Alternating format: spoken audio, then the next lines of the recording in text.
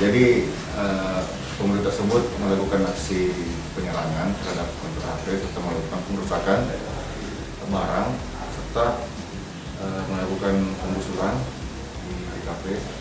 Kemudian salah satu pelaku berhasil mengambil 2 unit HP. Pelaku berjumlah berapa orang?